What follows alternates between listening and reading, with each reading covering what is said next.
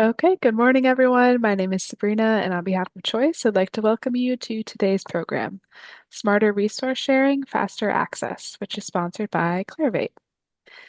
This session is one in a series of sponsored webinars from Choice that addresses new ideas and developments of interest to the academic library community.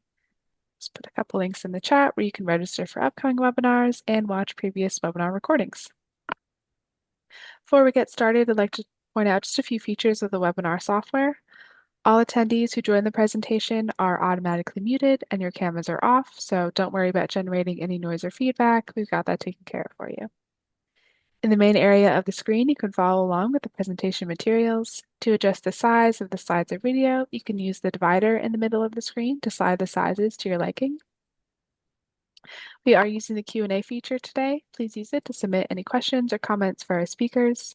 We'll answer as many questions as we have time for at the end of the presentation, so please do type your questions into the Q&A module as they occur to you. Also, there's closed captioning available for today's session. To toggle the automated captions on or off, please use the Show Captions button on the bottom panel of your screen.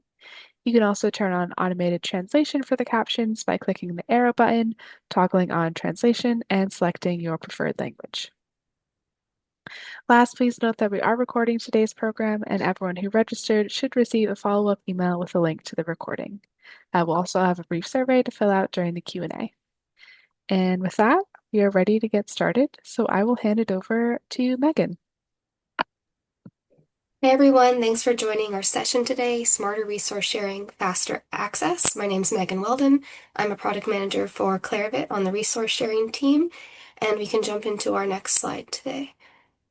So I want to introduce our panelists. Today we have Ellen from University of Arizona, Christine from University of Central Florida, and Lofton from Virginia Commonwealth University. And now they'll introduce themselves and their organizations. Good morning. I'm Ellen Knight. I'm a Library Services Manager for Resource Sharing at the University of Arizona Libraries. Resource sharing is one of the services provided by our Access and Information Services Department. Our department manages access to a large technology lending program, room reservations for 3 buildings, and access to research materials. We ensure a safe, disruption-free environment while improving services for library users. Our libraries serve about 36,000 employees and 61,000 students. In resource sharing, we manage approximately 16,000 borrowing and 28,000 lending requests annually. The University of Arizona is a land grant and a Hispanic serving institution in Tucson, Arizona. Thanks for attending.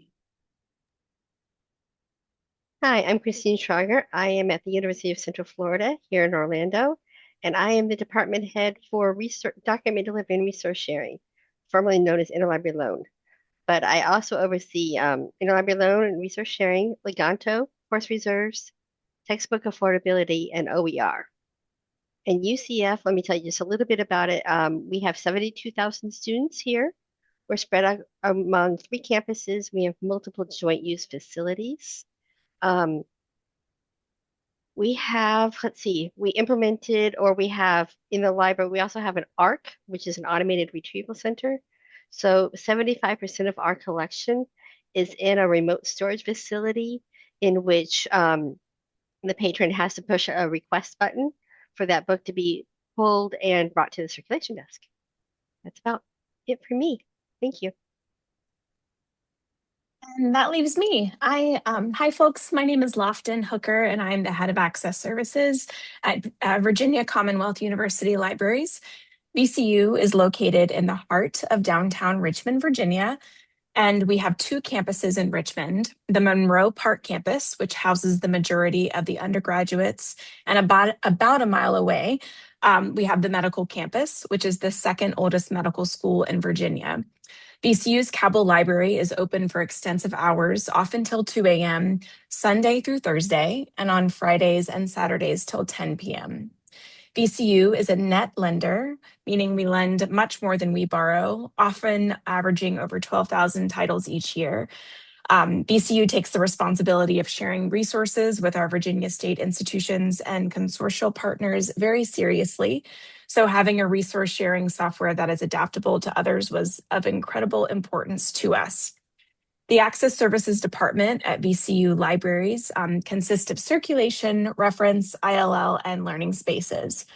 And while many libraries separate their circulation and reference services, VCU Libraries combines the two at its information desk. So Access Services is a relatively new department, as we've only been merged since August of 2022. So what a typical student experience looks like at VCU Libraries is that at the same desk a student checks out their books and asks a reference question is also the same desk that a staff member can guide them through an ILL request, making getting resources as seamless of an experience as possible. And bonus, because of the merger of these two departments, our ILL services are available 7 days a week due to our fully cross-trained staff. And VCU went live with Rapido on July 1st of last year. Thank you, everyone. I appreciate learning more about your libraries. Now to the topic of resource sharing changes at your library. And so we're going to start with Lofton. So Lofton, what led your library team to explore a new resource sharing solution? And what did this decision-making process look like for VCU? Thank you. Yeah, it was a long one. There is an old song titled Breaking Up is Hard to Do. And it turns out that even reconsidering a resource sharing platform can feel surprisingly emotional and at times really hard. So for VCU Libraries, Iliad had been a part of our workflows for almost 20 years. It was familiar, deeply embedded into our operations, and something many staff members had built their professional careers around. So when we first began discussing the possibility of exploring other options, it understandably created a real sense of anxiety, not only within our access services team, but also among librarians who were concerned about the potential backlash or disruptions to our long established workflows. What ultimately became a 10-month investigation actually started with a much narrower question, which was, could we use Alma for document delivery? And at the time, we were preparing for our upcoming offsite storage partnership with the Library of Virginia, and our strategic action plan specifically called for us to investigate alternative approaches to resource sharing and delivery services. So one of the first things we discovered was that the term document delivery means very different things depending on which institution you are at. So at VCU, we were talking not only about electronically delivering articles and book chapters, but also pulling physical materials from both our general collections and future offsite storage. So once we started looking closely at these workflows, the conversations naturally shifted from operational questions to larger conversations about the overall patron experience. From the beginning, we also tried to be very intentional about communication. This is something that I will talk about throughout today. We knew that uncertainty creates anxiety, so we worked really hard to establish a communication plan that kept library employees informed throughout the process and set clear expectations about what the group was and was not doing at each stage of this investigation. So our process itself was very methodical. We conducted an environmental scan of peer institutions to identify which resource sharing platforms and ILS systems they were using, especially libraries operating within Alma environments. We also met with stakeholders across VCU libraries because we wanted to understand how changes might impact the different areas of our organization. We then used that information gathered through our conversations to update our Alma sandbox so we could demonstrate possible workflows and patron experiences internally. Those demonstrations were incredibly valuable because they helped us identify both opportunities and limitations. But at that point, you probably know where this is going, we realized we needed to take a step back and ask a much bigger question. If we were already reconsidering document delivery, should we also reconsider our entire resource sharing system? And this realization led to the formation of the Resource Sharing Platform Investigation Work Group in May of 2024. Try saying that multiple times. This second phase became a much broader evaluation of platforms, including Alma Resource Sharing, Clio, Iliad, Rapido, Tapasa, and WorldShare ILL, along with integrations like Rapid ILL, DocLine, Kayasoft, and the Copyright Clearance Center. One thing we learned through this process is how easy it is to stay attached to systems simply because they are familiar. But once we began hearing from our peer institutions who were also exploring new approaches, it opened the door for us to think more critically about what we wanted the future resource sharing at VCU to look like. So we also refined our decision-making process during this second phase. We used majority voting so that every work group member had equal input. We allowed for more time for research and report writing, and then delayed broader stakeholder involvement until we identified platforms we were seriously considering. So ultimately, Rapido emerged as the strongest fit because it aligned most closely with our priorities around user experience, integration, and sustainability.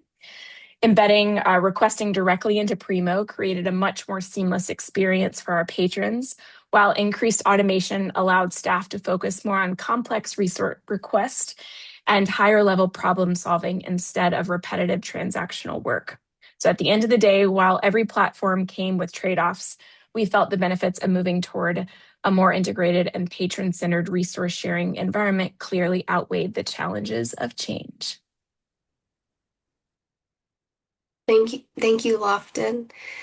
And Ellen, what challenges, motivators, and goals informed this decision for the University of Arizona? So at the University of Arizona, we had been watching the development of Rapido over time, and we were considering when to implement Rapido rather than if we should implement. We hadn't defined a tipping point for making that decision, but we were paying attention to things like the size of institutions that were implementing Rapido, the volume of requesting we did with those new implementers, and we were watching listservs, following up on solutions to known issues, things like that. That being said, our main consideration in making the change was to improve the user experience. The Rapido user interface was very attractive. Having a single account for our users to keep track of the material checked out from the library would be a great improvement for our users. Additionally, we felt that the ease of submitting requests and being able to see the progress of a request from the user account would help us achieve that goal of an improved user experience. Additionally, for library staff providing frontline customer service, managing circulation in one system would be a great improvement over the existing Iliad workflows. With Rapido Alma, there is no longer a need to log into two systems or to worry about the interlibrary loan system timing out between uses. We are also more easily able to respond to many questions from our users at the point of contact rather than having to refer them to resource sharing staff for a response. Another factor contributing to the timing of our decision was the knowledge of 3 pending retirements of staff that would be key to implementing any new system, regardless of what we decided. So when it came time to renegotiate our contract in fall of 2024 with Clarivate, we made the decision that the time was right, and we implemented almost a year ago on May 19th, 2025, right after commencement. Thank you. And following up on your decision-making process, what is different about your staff user experience after adopting Rapido? So at the University of Arizona, we have had evening and weekend staff supporting resource sharing for years, if not decades. Um, and in our experience, training staff in Iliad took quite a bit of time. It took like 12 to 16 hours over a period of several weeks. Um, Alma is much easier for new learners who are familiar with web interfaces to learn to navigate. So we can have a staff person processing requests in Alma after 6 to 8 hours of training. Um, we made the decision to continue to borrow material in Iliad as our partner of last resort, and we continue to lend through OCLC. This allows us to fill requests for material not available from our Rapido partners and continue to support our OCLC partners. As a result of that decision, while our user experience and the frontline staff experience is simplified, behind the scenes, we are filling requests in two systems, and our daily workflows are more complex. Uh, we understood going in that from talking to other libraries that we should expect an increase in borrowing and lending volume, but that the efficiencies gained with Rapido would make up the difference, and we are finding that to be the case. Thank you, Ellen and Christine.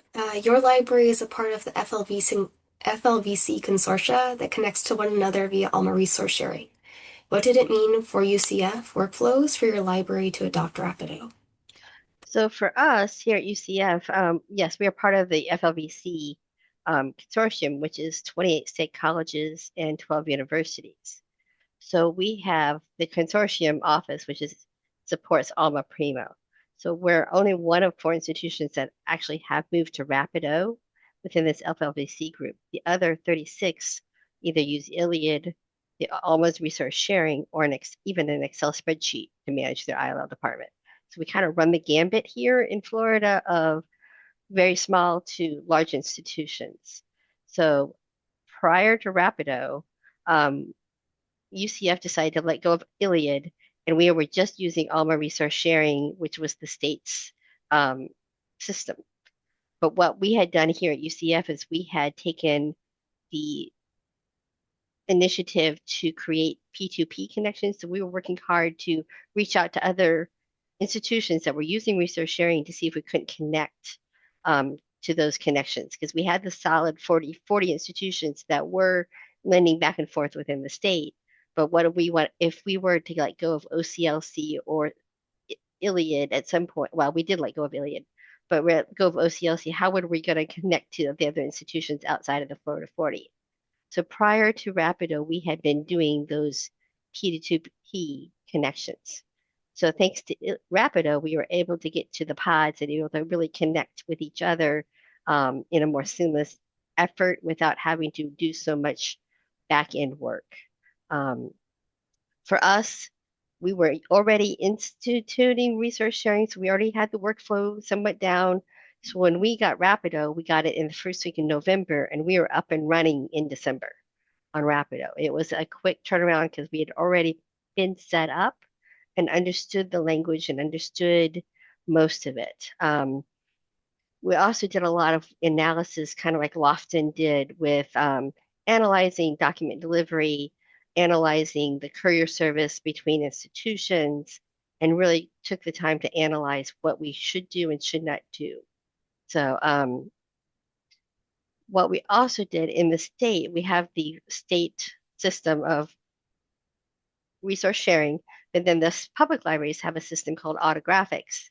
And so thanks to Rapido, we were able to connect inside of autographics and connect the public libraries to the state system for us. So our requests come in just like a Rapido request from all the public libraries. And that has been a very nice time-saving workflow sort of situation. It sounds like consolidating those workflows into one place for you, Christine. And yes, we were able to consolidate a lot of things using Rapido. It was a lot of staff time of not having to do P2P. It was a lot of staff time of not having to look up every request in the state library system. or the public library system and transfer it over to Rapido, we were able to all make it work into one system. It was great. Wonderful. And you're up now, Lofton. VCU replaced a solution that you've been using for roughly 20 years with the adoption of Rapido. Can you speak to how this has changed resource sharing staff for VCU? Yeah, absolutely. One of the biggest conversations that we had with staff before moving to Rapido really just centered around automation. There's a very understandable fear when you automate resource sharing to this degree that you are somehow reducing the role or value of staff expertise. And it's true that within Rapido, many requests move through the system seamlessly and with like very little intervention. But I think anyone in this room knows that these systems are still like entirely dependent on humans. So requests come in with incomplete citations, incorrect metadata, unusual formats, edge cases that require experience and problem solving skills to resolve. There are always situations where things can and do go wrong. So what has changed at VCU is not that staff expertise is less important. If anything, it's made that expertise more visible and more valuable. Because before Rapido, staff time was often consumed by repetitive transactional work and manual processing.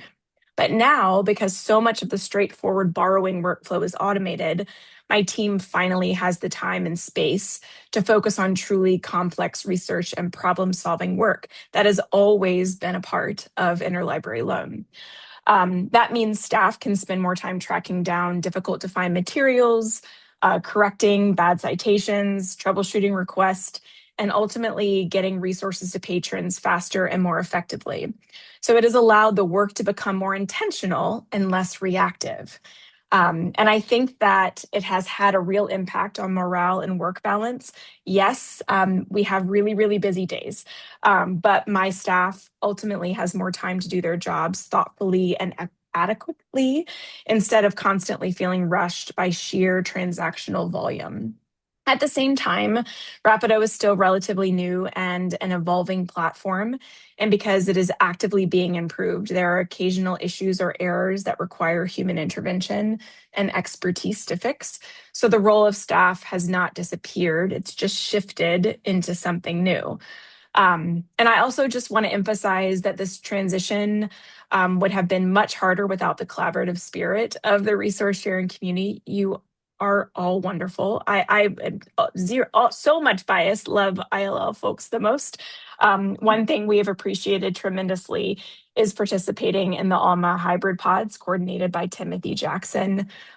Just want to give them a shout out that that community has been just so incredibly generous with their knowledge and support. I couldn't agree more. The resource sharing community is a special place to be, even within the wonderful library ecosystem. Um, Moving from our staff user experience, we also have a different group of users when we think about Rapido, and that's our library users. So, Christine, you're first on this topic. What are the key differences in the user experience since adopting Rapido? What would you like to highlight in regards to these differences?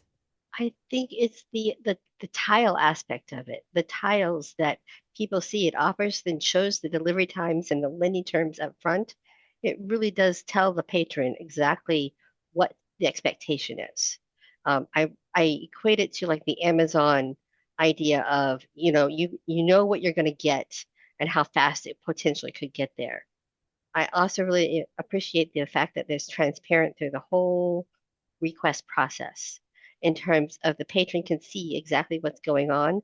So we've had less phone calls, less emails of what's the status of my request.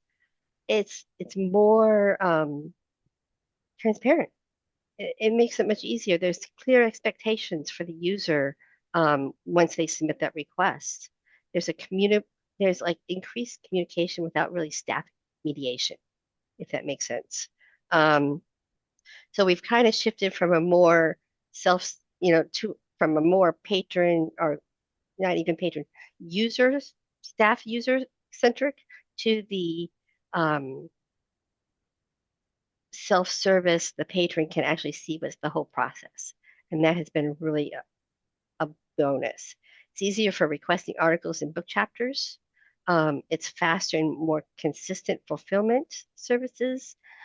As Lofton will probably share in a little bit, the fill rate is much better than it has been in previous systems because we know exactly what we're getting, who owns it up front.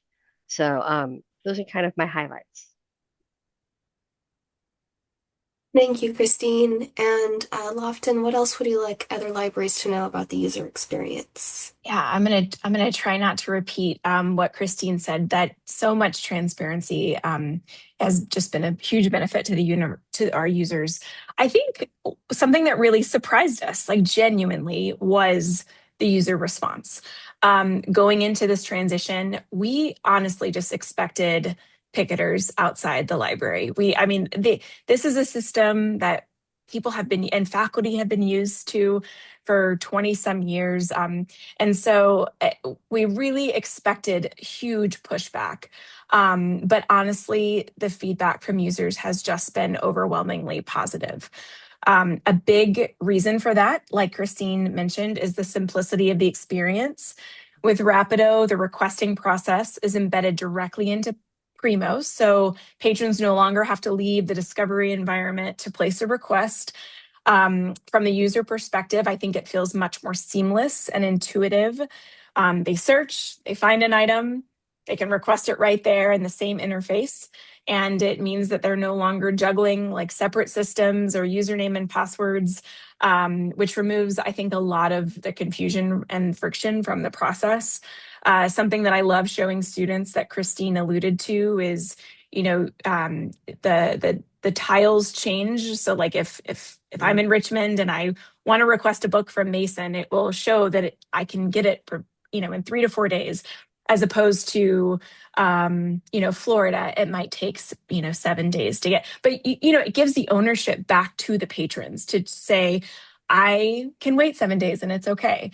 So what we found is that once patrons understand how the process works, they're just genuinely excited by what feels like a much more modern approach to resource sharing. They are used to this in their own lives at Starbucks and their Dunkin' Donuts orders. I mean, it's just they are used to knowing what's going on.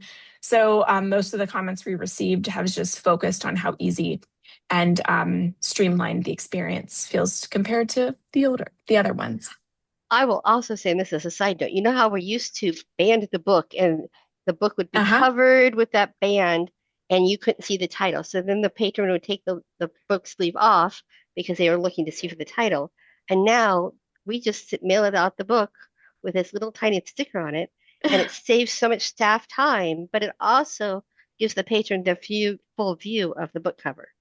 And to me, that was a big change of no longer having to figure out where that paperwork goes because it's not there and the patron losing the paperwork. If that, that's another big issue that I think has been a big saver for patrons and Mm. staff. So we've heard about transparent user experiences, removing barriers, and consolidated staff experiences. But overall, what measures demonstrate the difference of using Rapido at your libraries? And Ellen, I think you're up first for this topic. Okay. Our borrowing volume increased post-implementation by about 50%. So that was a big change for us. And I believe that a lot of that can be attributed to how easy it is for users to locate what they need. They can submit a request from Primo or from a database, wherever they find the item. I'm happy to report that we have been able to manage that increase, partially because the percentage of borrowing requests filled unmediated we were at about 60% unmediated in Iliad, and it has jumped up to 80% in Rapido. I think it's important for people to understand that Rapid ILL is the mechanism used to fill article and book chapter requests in Rapido. So we continue to rely on our Rapid ILL partners to fill requests quickly. But because the requests are being submitted using the Rapido tiles, the metadata associated with those requests are complete and the requests route directly to the lender to be filled. In Iliad, our users were also able to use a link from Primo or from a database to autofill and submit a request. However, they often submitted the requests manually directly into a request form, and they neglected to include that key information like the ISSN or the OCLC number. So our staff needed to add this metadata to a significant portion of the requests they were processing before it could move on to Rapido or to Rapid ILL. It all has the same name. With Rapido, we're doing much less of that work. There's still some of that work, but much less. Another useful measure of our success, I think, is the relatively low use of the blank request form by our users. So in Alma Rapido, there is a blank form. But only about 11% of requests are submitted by our users using that form. And most of those are for obscure, unique items or articles and things that aren't indexed anywhere. So that use is completely appropriate.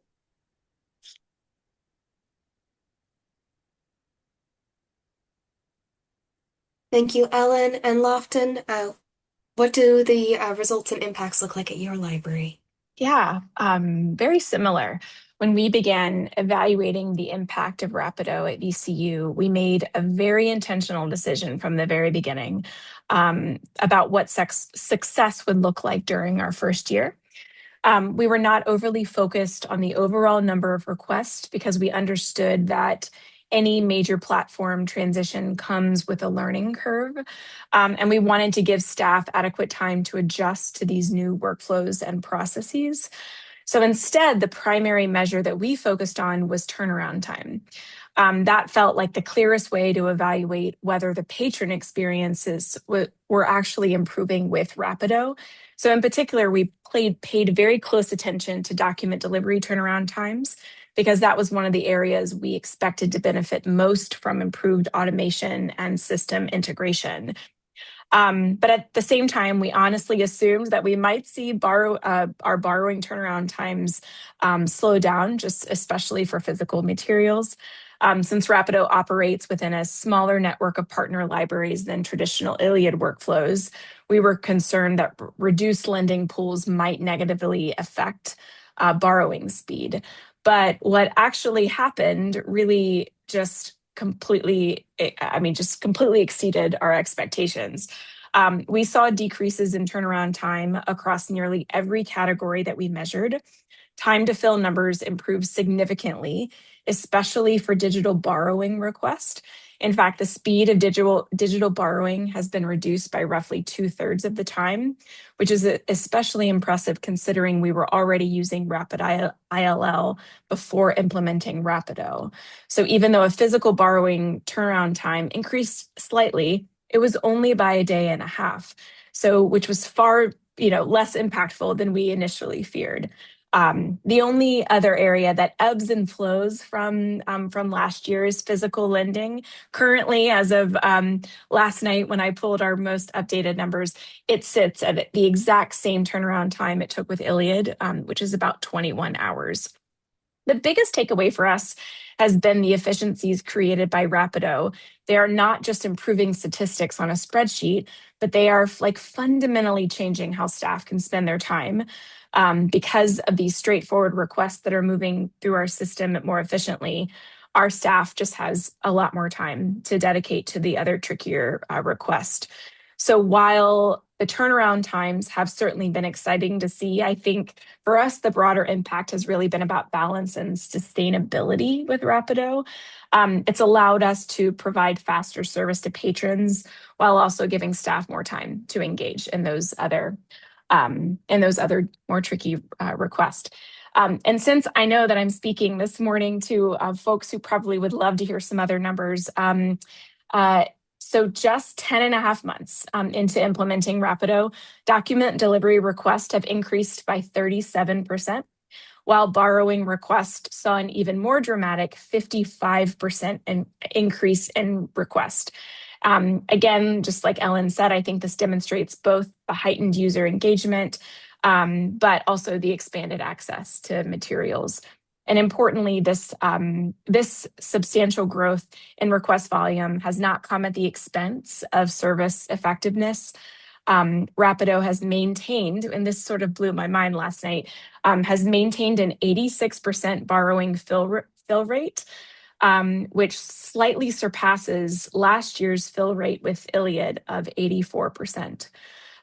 So of those borrowing requests, 81% of them, so about the same as Ellen, 81% of them are being filled by Rapido or Rapid ILL lenders, while the others are being filled by either our hybrid pod partners, DocLine, ISO, or an ALA form.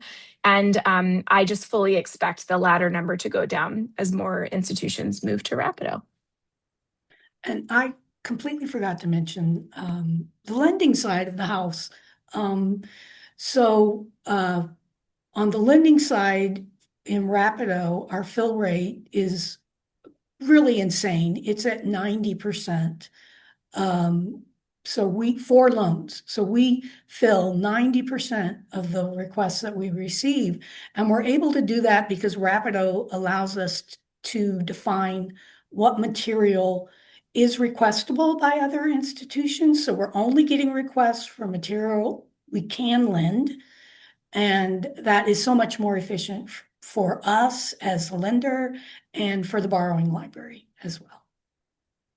And I'm going to talk not necessarily in numbers, because we've had a different experience down here at UCF due to some grants and courier service being canceled for a couple of months. So I'm going to talk about a little bit different sort of thing in the fact that we've looked at Rapido and how we could realign some of our expectations or things. So we've gone more into looking at what we could buy versus borrow. So we've kind of started to do more of reviewing and seeing how we could buy books versus borrow books because of the courier service. So we've done a little bit different things to look and study. The turnaround time has increased, yes, but we've also gone to see if we can buy ebooks versus borrow. So we've kind of gone that route. I see that Megan is gone. So I'm going to ask the next question. Reflecting on your experience in moving to a new way of doing things, what advice would you give to people, Ellen? I would say that document everything. It's good to look at what other institutions are doing, what kind of mediation rules they set up, what decisions they made. But make sure that the decisions you're making are right for your institution. Ask questions of your implementation specialist about the implications of the configuration decisions you're making. Don't make assumptions that you understand. Ask anyway, and ask every time. Your implementation meetings are recorded, and those discussions become invaluable resources as questions or problems come up down the road. Again, document any changes that you make. Pay attention to what the pain points are post-implementation. Make the changes you need to, but be sure to record things like what was your original setting, what is the new setting, what issue did you hope to address by making that change, how do you get back in case you need to change that setting back, how do you navigate back to that particular configuration. And take advantage of, there's notes fields and description fields in Alma. Take advantage of those and use plain language to document your decisions so that if you need to come back, you can understand why you made the decision you made. And then if someone else in the future needs to take a look at it, they can more easily understand the original configuration decisions. Lofton? Those are great pieces of advice, Ellen. My advice is really starting from the very beginning, just as you are considering changing a resource sharing platform. So I kind of took the question from that angle. Um, and I'm also a Virgo, and nothing makes me happier than giving people advice. So here we go. First and foremost, get the right folks on your team. Everyone brings a different perspective and level of expertise. So think through membership of those deciding folks very thoughtfully. I would be so remiss not to mention a very important part of person on our team that helped make all of this possible for VCU, and his name is Tim Siegel. He is our enterprise systems librarian, and he has been there with me from the beginning and really impacted the efficiency of our meetings and time spent on Rapido implementation. He was able, like in real time, to be like, can we make this work? And he could answer that question so we didn't have to take more time outside of meetings. So if possible, I just would highly recommend, it's a ton of time commitment, but I recommend having somebody like him on your team, but not him like specifically. You can't have him. From the start, make it really clear what your goals are. Be honest and make room for everyone's input, and encourage folks to be brave if they disagree, or unapologetically support. When you're making a decision the size of this one, I think it's imperative that the people in the room understand what's on the table. And even when both of those things happen, it's important to realize that we are just a small representation of the whole, which includes students, librarians, staff, faculty. Make as much room for meetings with stakeholders as you can and provide them outlets to provide feedback, both during demonstrations and afterwards. And this might seem totally obvious, but like make a point to respond to questions that people ask and always respond to feedback, negative or positive, so that folks know that their efforts in sharing their thoughts are worth their time. Whenever possible, I think address those concerns. And if you can't like find a solution for a concern, just be honest about it and state exactly what you plan to do about it. I do think that made a huge difference at BCU. Um, I'm almost done. One of the best things my supervisor offered from the very beginning was permission to do absolutely nothing. So just because you've been given an opportunity to change doesn't mean you have to do it. So have lots of communication before you get started to ensure that you have the freedom to make that call. And don't worry about making a mistake and overlooking something. I will never forget one of our very last meetings before we like made the decision to go with Rapido. Someone in the room asked, like, what if we've like forgotten something? And I just assured her, like, we have 100% forgotten something. We have overlooked something.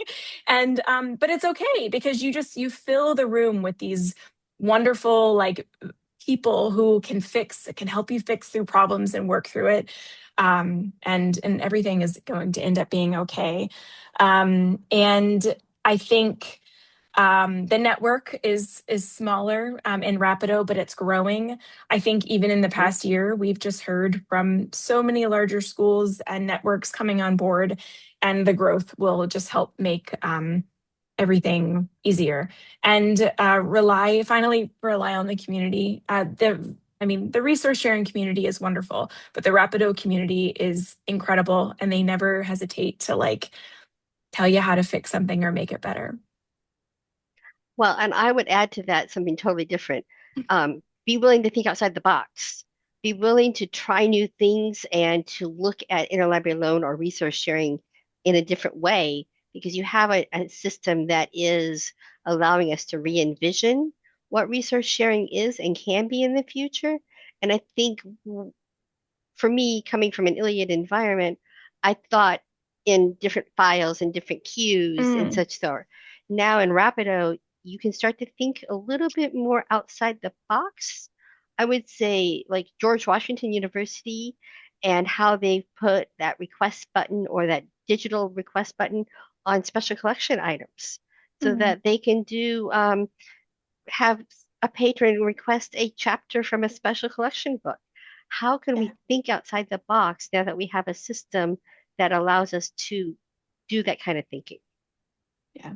I think it's a stronger collaboration between shared systems like autographics and um, Rapido that kind of really are going to be able to make us talk to each other and allow us to communicate with each other even better. It's more transparent. So how can we reinvent and really rethink about what resource sharing is? So um, for me, I can say that I want to redefine how we think about in the future, how what Rapido can do with open access materials, how we're going to think about resource sharing in this digital accessibility world, and how are we going to make it work, and how what is Rapido has that community of accessibility. How can we work with them to really make sure our product is digitally accessible? So I've got thinking outside the box. Rapido is allowing us to do that. Well, thank you everyone so much. And sorry, my internet jumped me away for a little bit there, but glad to be back with you all. And looks like we've got plenty of time for questions today from our community. So folks, you can put your questions into the Q&A feature and we'll work through the questions. Some of them I'm seeing might be better served as follow-up from today. As they're a bit more nuanced, but we'll get through what we can to today and this section. So we first in the Q&A, we have a wonderful just shout out to one of our presenters there, just acknowledging that. Hello, Hi, Christine Wendy. from Wendy. Um, and then I think this next question from Courtney might best be to Lofton and Christine, as your libraries have moved away from using Iliad. That question is, what do you miss most about Iliad, and or are those functions in the roadmap? And I can speak more to the roadmap, but as far as differences, are things that you want to acknowledge on that regard? Um, so I've been off of Iliad now for 4 years, 4.5 years. So my memory is vague on that. But I will say, I think what I missed the most, and I still have a disconnect a little bit, is that we had borrowing, we had lending, and we had document delivery.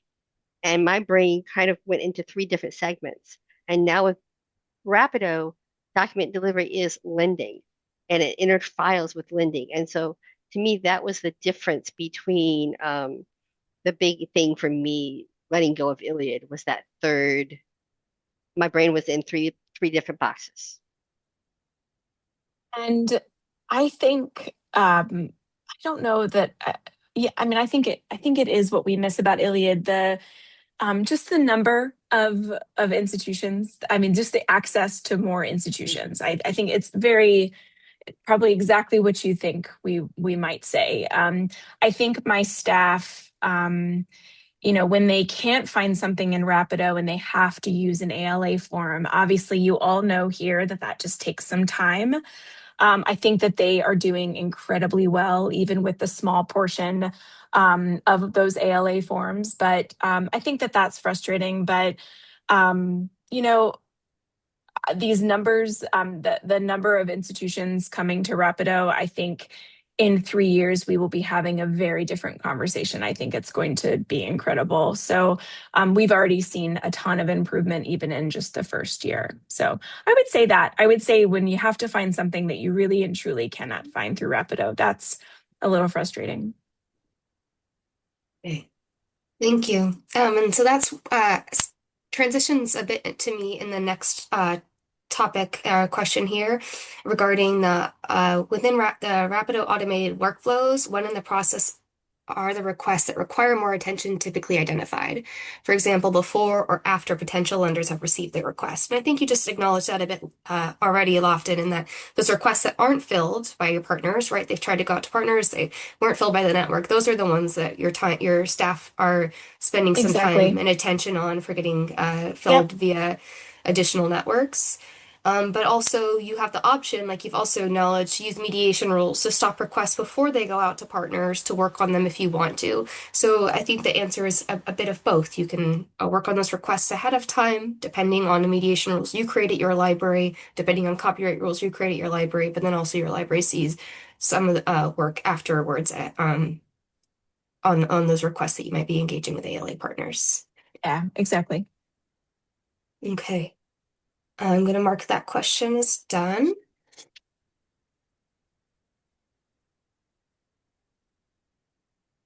And then, Lofton, I think this question also goes to you.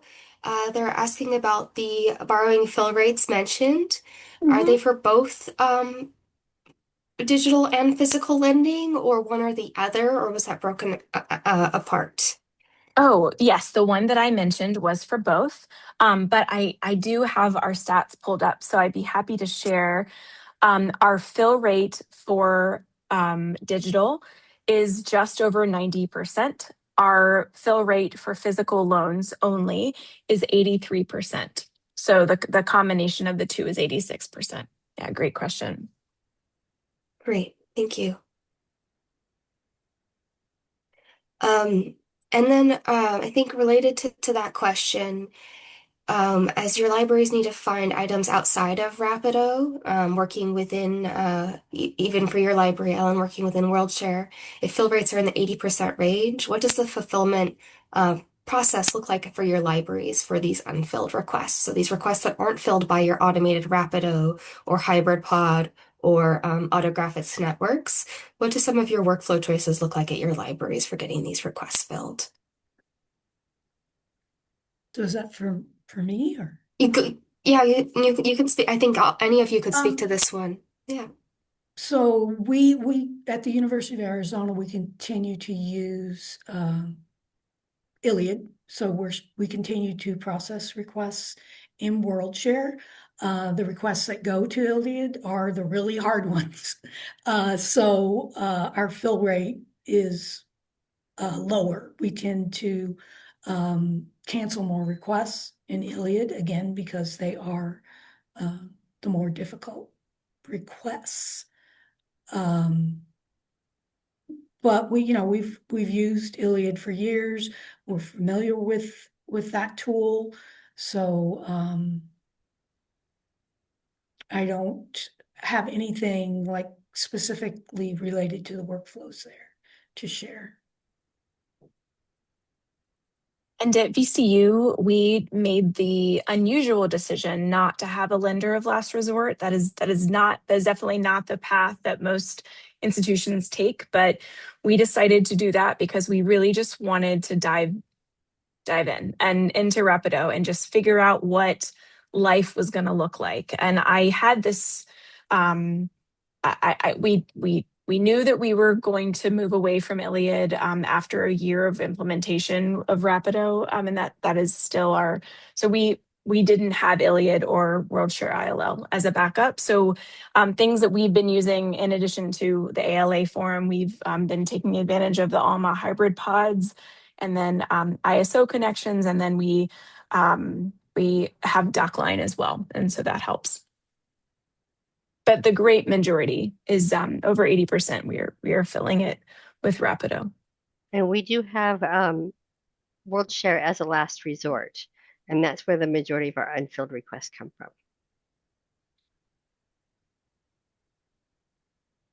Okay. And there's so many questions here. Um, there was a question about pods that I wanted to get to. Are you all members of a single Rapido pod or multiple pods? Is there benefit or drawbacks in being members of multiple pods? Just curious what the experience has been here. My understanding is all of your libraries are in multiple pods, correct? Mhm. Yes. Yes, we're in as And many pods as we can get into. yeah. And then in your library configurations, participating in the different pods allows your library to define the priority of order for those pods. So you can have for Lofton and Christine, you can have maybe your local consortial partners and then the Southeast pod, then the East pod, then the US Mhm. pod, and beyond so that your requests if they're not filled by that first tier partners, they're filled by that next tier partners prior to going broader. So hopefully that addresses the inquiry for our questioner.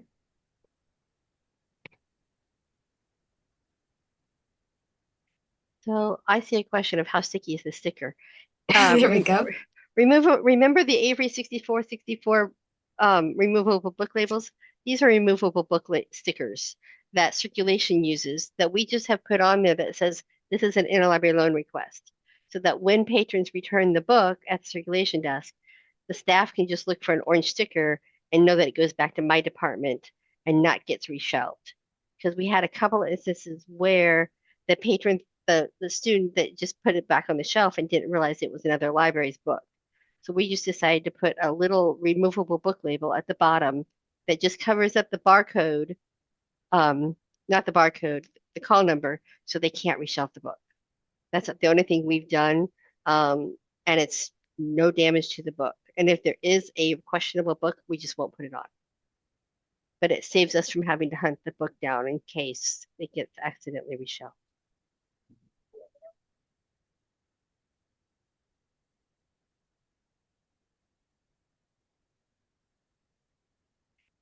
So one of the okay, so I mentioned autographics.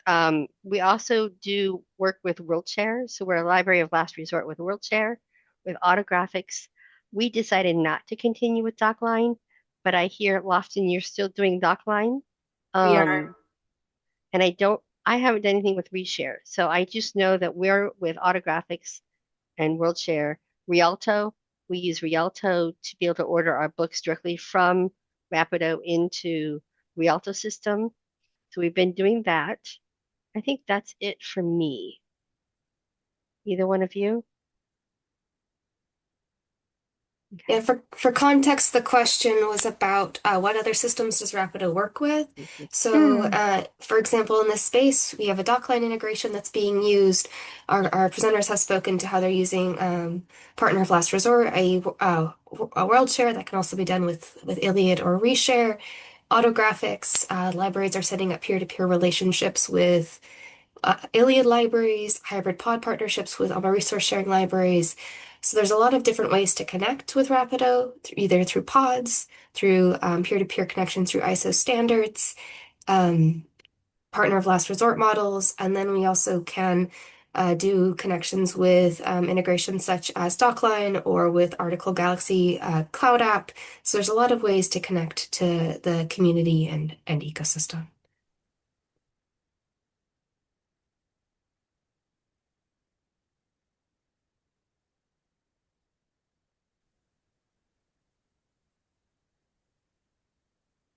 Okay. Looking to see if there's one last question that anybody wants to speak to as we wrap up our time today. I see a question here. What is the best way to keep up with updates for Rapido?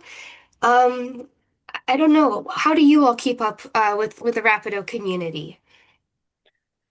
It's challenging. There's a lot of changes there. There are a lot of updates, so you have to pay attention to release notes. We have a fabulous systems group in our library that are keep paying attention to those things and communicating out, making sure that we're aware of changes that are coming, and making sure that they understand what we want to do in response to those changes. So I would that's say how we. there's the famous Megan Weldon updates that we listen to. Thanks, And Get ideas Christine. Megan, from.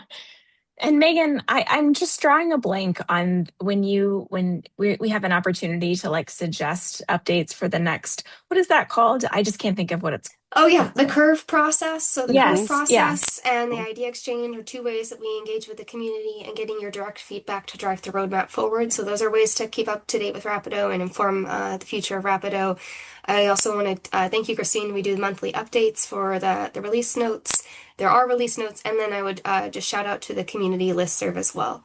I see Yeah. that we're closing in on our time for today, and I believe in your chat you all have a few links that are available to everybody in attendance today.